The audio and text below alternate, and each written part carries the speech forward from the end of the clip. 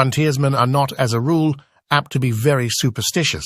They lead lives too hard and practical and have too little imagination in things spiritual and supernatural. I have heard but few ghost stories while living on the frontier, and those few were of a perfectly commonplace and conventional type. But I once listened to a goblin story, which rather impressed me. A grizzled, weather-beaten old mountain hunter named Bauman, who, born and had passed all of his life on the frontier, told it the story to me. He must have believed what he said, for he could hardly repress a shudder at certain points of the tale. But he was of German ancestry, and in childhood had doubtless been saturated with all kinds of ghost and goblin lore, so that many fearsome superstitions were latent in his mind. Besides, he knew well the stories told by the Indian medicine men in their winter camps of the snow walkers and the spectres, spirits, ghosts and apparitions, the formless evil beings that haunt the forest depths and dog and waylay the lonely wanderer who after nightfall passes through the regions where they lurk. It may be that when overcome by the horror of the fate that befell his friend, and when oppressed by the awful dread of the unknown, he grew to attribute, both at the time and still more in remembrance, weird and elfin traits to what was merely some abnormally wicked and cunning wild beast. But whether this was so or not, no man can say.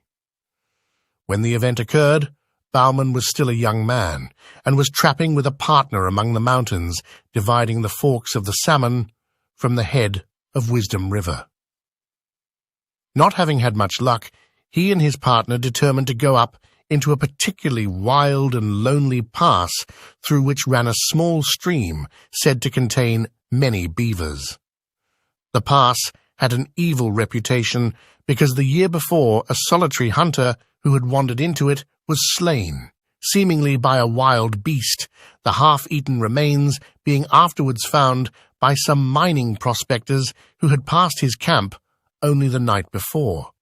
The memory of this event, however, weighted very lightly with the two trappers, who were as adventurous and hardy as others of their kind. They took their two lean mountain ponies to the foot of the pass, where they left them in an open beaver meadow, the rocky timber-clad ground being from there onward impracticable for horses, or they then struck out on foot through the vast, gloomy forest, and in about 4 hours reached a little open glade where they concluded to camp, as signs of game were plenty. There was still an hour or two of daylight left, and after building a brush lean-to and throwing down and opening their packs, they started upstream. The country was very dense and hard to travel through, as there was much down timber, although here and there the sombre woodland was broken by small glades of mountain grass. At dusk, they again reached camp. The glade in which it was pitched was not many yards wide, the tall, close-set pines and firs rising round it like a wall.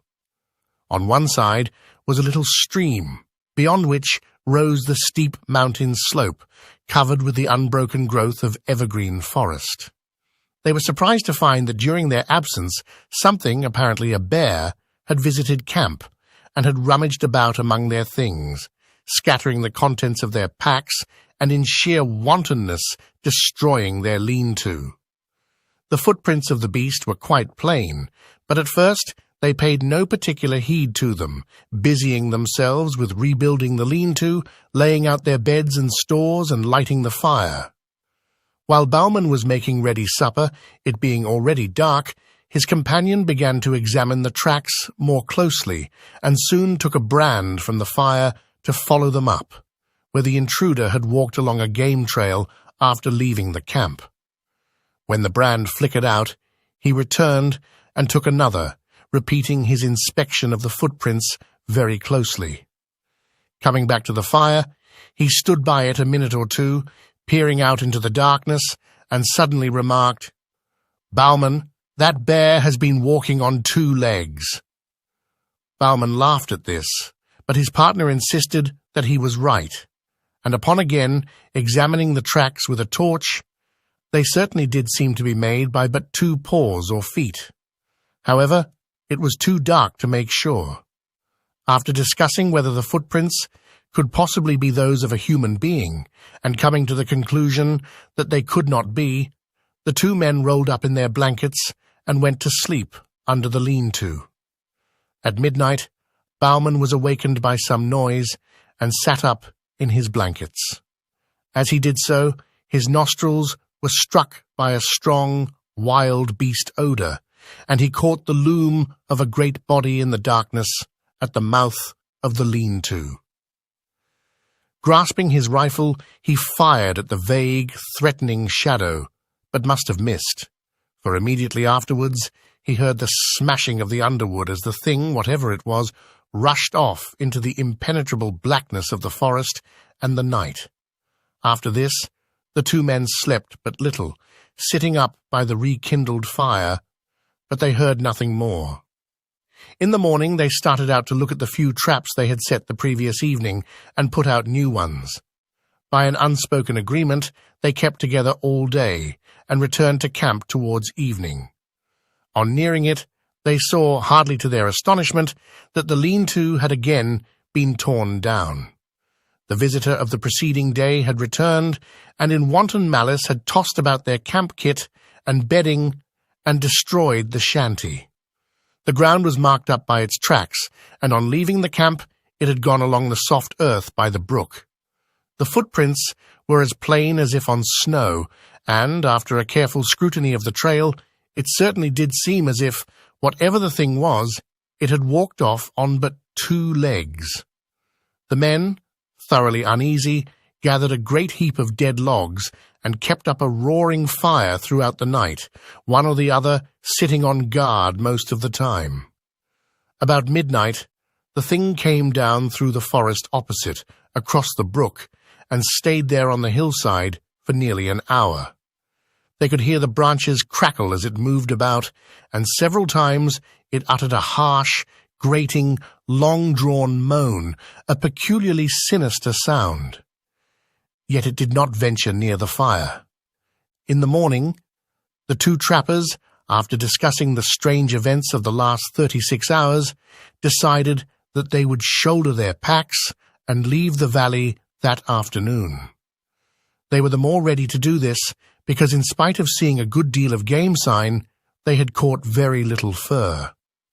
However, it was necessary first to go along the line of their traps and gather them, and this they started out to do.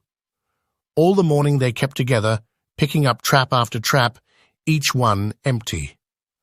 On first leaving camp, they had the disagreeable sensation of being followed.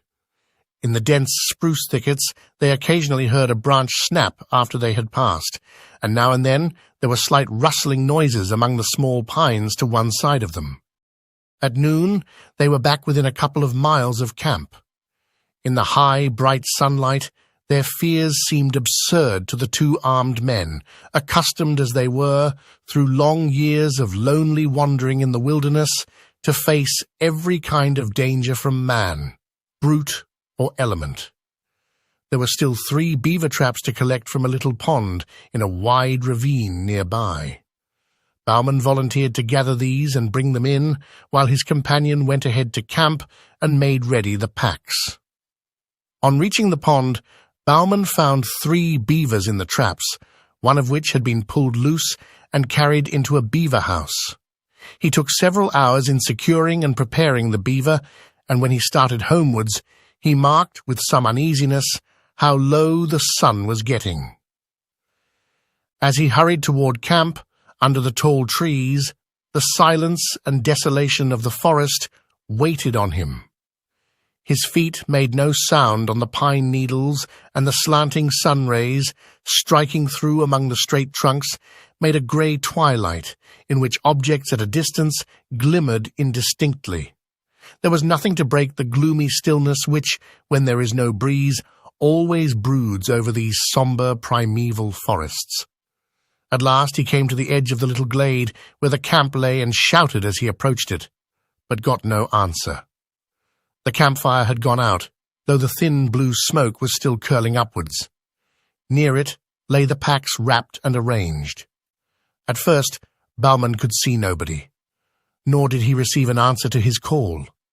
Stepping forward, he again shouted, and as he did so, his eye fell on the body of his friend, stretched beside the trunk of a great fallen spruce. Rushing towards it, the horrified trapper found that the body was still warm, but that the neck was broken, while there were 4 great fang marks in the throat. The footprints of the unknown beast creature, printed deep in the soft soil, told the whole story. The unfortunate man, having finished his packing, had sat down on the spruce log with his face to the fire and his back to the dense woods to wait for his companion. While thus waiting, his monstrous assailant, which must have been lurking in the woods, waiting for a chance to catch one of the adventurers unprepared, came silently up from behind, walking with long, noiseless steps and seemingly still on 2 legs. Evidently unheard, it reached the man and broke his neck by wrenching his head back with its forepaws, while it buried its teeth in his throat. It had not eaten the body, but apparently had romped and gambled around it in uncouth, ferocious glee, occasionally rolling over and over it, and had then fled back into the soundless depths of the woods. Bauman, utterly unnerved and believing that the creature with which he had to deal was something either half-human or half-devil, some great goblin beast, abandoned everything but his rifle and struck off at speed down the pass, not halting until he reached the beaver meadows where the hobbled ponies were still grazing. Mounting, he rode onwards through the night until beyond reach of pursuit.